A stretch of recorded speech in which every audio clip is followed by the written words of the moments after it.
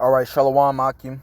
I want to give all praise, honor, and glory to Yahweh, by Hashem, Yahweh Shai, by Hashem Kakwadash, double honors to the apostles and the elders of Great Millstone, and Shalom to the elect.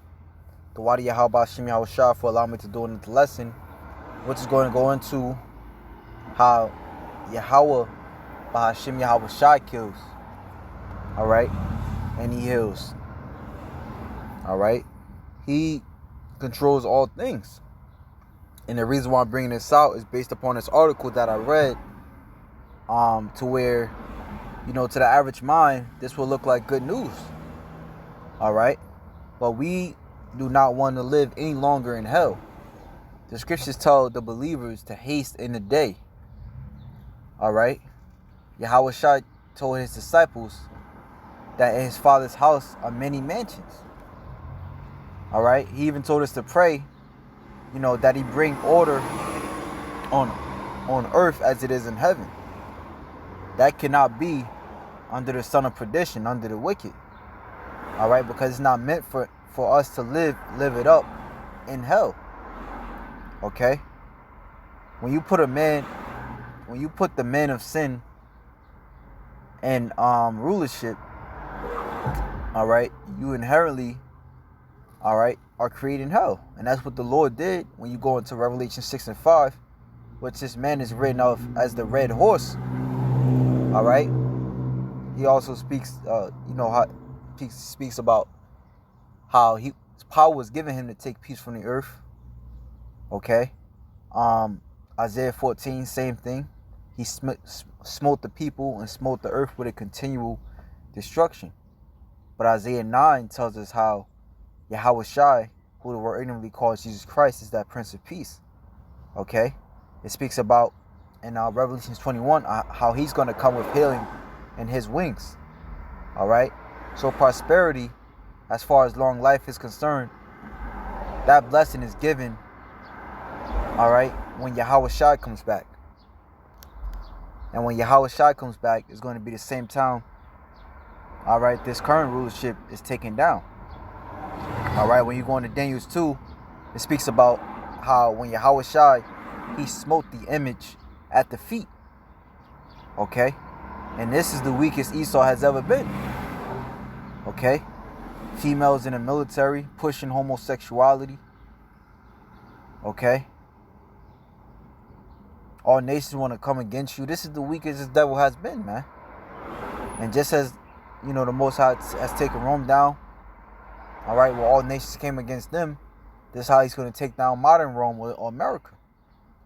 So it says, reading it again, Israeli scientists extend lives of mice by 23%, say same may be possible for humans. A new study in which scientists extended the lifespan of laboratory mice by 23% through a special protein may pave the way for humans to celebrate 120th birthdays, its author said. Israeli scientists have boosted the supply of the SIRT6 protein, which controls the rate of healthy aging, but usually declines in the system with age. And 250 mice and achieved some incredible results. The life expectancy of their test subjects not only increased by 23%, but they were also more youthful and less susceptible to cancer compared to ordinary mice. A peer-reviewed paper recently published in the Nature Communications Journal has revealed the changes we saw in mice may be translated to humans, and if so, that would be exciting. Professor Haim Cohen of Bar Ilan University, who spearheaded the research, told the Times of Israel newspaper, if humans receive an equivalent protein boost, the average life expectancy could reach almost 120 years, he said. In 2019, before the pandemic, the UN estimated the average life expectancy was 72.6 years. Okay? And they got out the scriptures, man. As a matter of fact, let's grab that.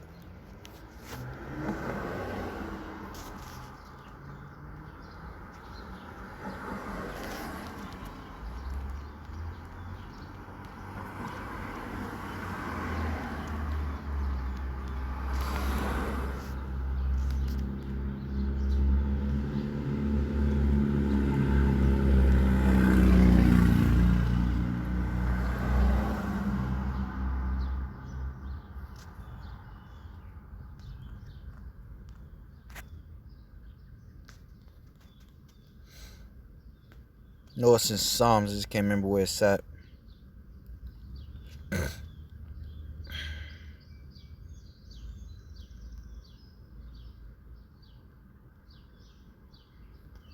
Maybe it was 4 score.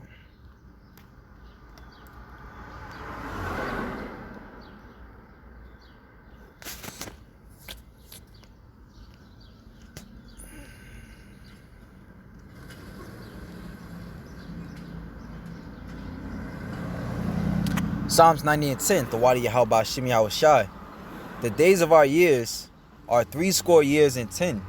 That's 70. All right. A score is 20 years. So 60 would be 60. Plus 10 is 70. And if by reason of strength, they be 80 years. Yet is their strength labor and sorrow, for it is soon cut off, and we fly away. That's a fact. And to live here is pain and sorrow. All right, because we're in this flesh, which is of sin, under the man of sin. Okay, and when we read in the Apocrypha, it speaks about how man's life fell down through sin. Let me see if I can find that one. That's gonna be a little tough one. No, that should be easy.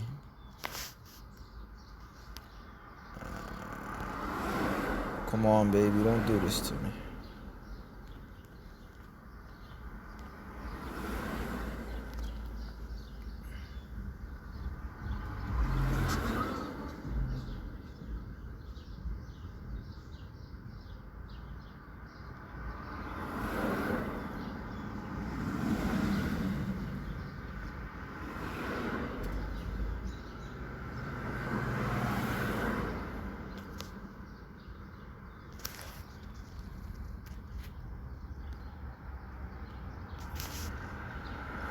But there's a precept in the Apocrypha. I'm not going to waste too much time getting it. But it basically speaks about how sin brought death. When Adam sinned, let me see. Maybe it's under that.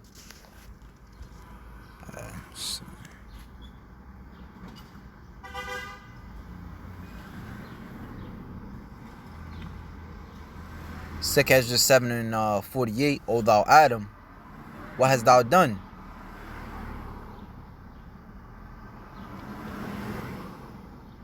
I'll start at 46 actually.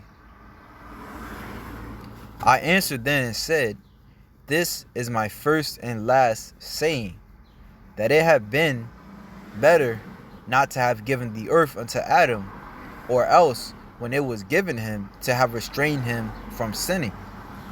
Okay, which it was a reasoning for that. Okay, because Yahweh Shout need to be glorified. He needed to come on the earth and die for our iniquities and stuff. Not in stuff, but he needed to come on the earth and die for our iniquities. Plus through the Spirit, as our apostles and their apostles told them, their elders told them, of how we had to learn wickedness in order to appreciate righteousness. All right, and that's a fact. Now it says, I answered then and said, this is my first and last. Verse 47. For what profit is it for men, now in this present time to live in heaviness, and after death to look for punishment? O thou Adam, what hast thou done? For though it was thou that sinned, thou art not fallen alone, but we all that come of thee. Okay, so again, even if why would you want to live, why would you want to continue to live in this sinful flesh? All right, which through sin, all right, that's where hurt comes in. Okay, that's again, that's why we're in this predicament now, why people dying of a younger age. Okay, you're not really able to enjoy life. All right, your life is full of sorrow. All right, worrying about money. All right. It says, for what profit is it for us if there be a promise? Slack it, hold up.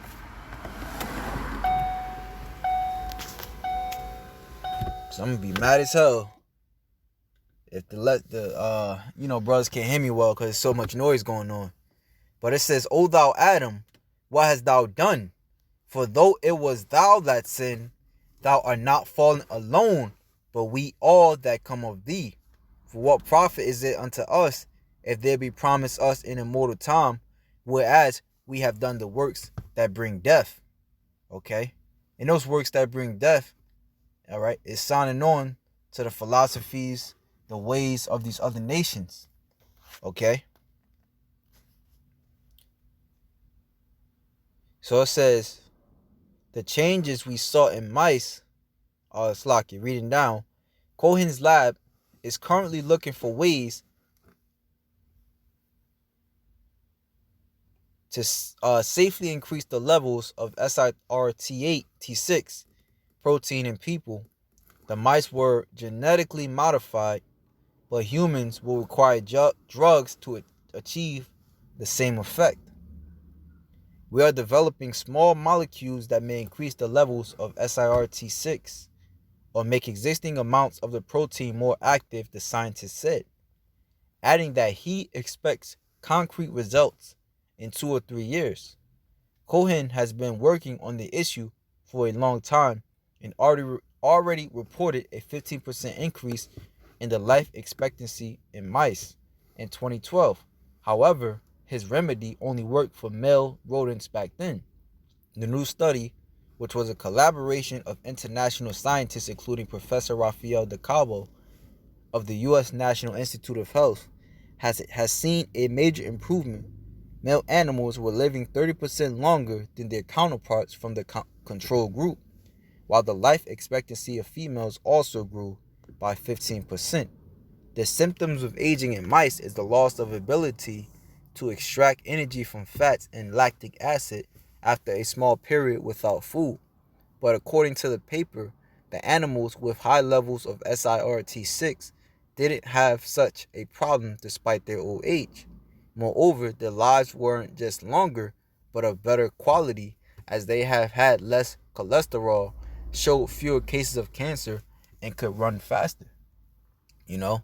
And that's not Esau's MO anyway. You know? So that's just gonna be mad money. And it's gonna come with, a million and one benefit not benefits. A million it's gonna come with a million and one side effects. Okay? Alright, so this is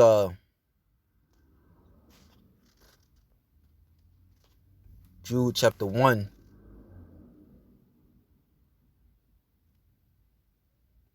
verse 5. I will therefore put you in remembrance, though you once knew this, how that the Lord, having saved the people out of the land of Egypt, afterward destroyed them that believed not. And the angels which kept not their first estate, but left their own habitation, he had reserved into everlasting chains of darkness until the judgment day, until the judgment of the great day. And the everlasting chains of darkness is, this body. That's why Apostle Paul said in 1 Corinthians,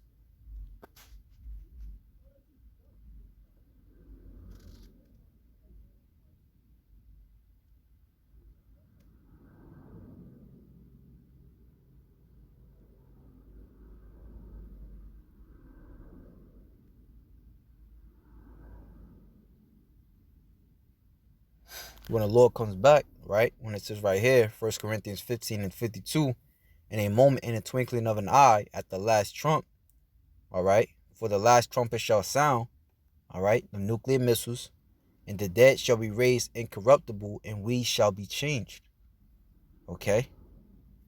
Meaning the Lord is going to take us out of these, well, it says it, for this corruptible body must put on incorruption, and this mortal flesh, all right, that's subject to death because it's subject to sin, must put on immortality. Okay, so that's what we're looking for, man. So long life comes by way of Yahweh Shai. Okay,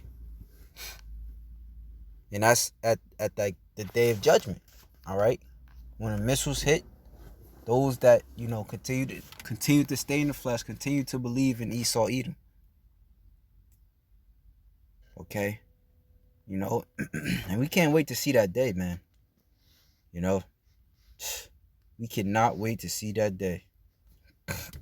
But until then, we keep our head buried in the scriptures, okay? So our mind can stay, you know what I'm saying? We keep our head buried in the scriptures, okay? So our mind can stay afloat above the lies that Esau's flooding this world with, okay? So this is Isaiah 9:6. For unto us a child is born, unto us a son is given, and the governor shall be upon his shoulder, and his name shall be called Wonderful Counselor, the Mighty God, the Everlasting Father, the Prince of Peace. Of the increase of his government and peace there shall be no end, upon the throne of David and upon his kingdom, to order it and to establish it with judgment and with justice from henceforth even forever. The zeal of the Lord of hosts will perform this. Okay? And that's Yahweh Shai, in which Yahweh already spoke him into existence. Alright? This is Matthew 1:21. And shall bring forth a son, and thou shalt call his name Yahweh Shai, which it says Jesus, but Jesus translates into Yahweh. Joshua was translating to Yahweh Shai. And we understand that there is no other name under heaven whereby we must be saved. Okay? So we have to get that name correct. For he shall save his people from their sins. Okay? So if the Lord is going to save us from our sins, you know what I'm saying? He's inevitably going to save us, okay, from this flesh, which is subject to sin. Okay? So that was pretty much it, man. There was another one I wanted to bring out, but the point was made. With that, shalom to the elect.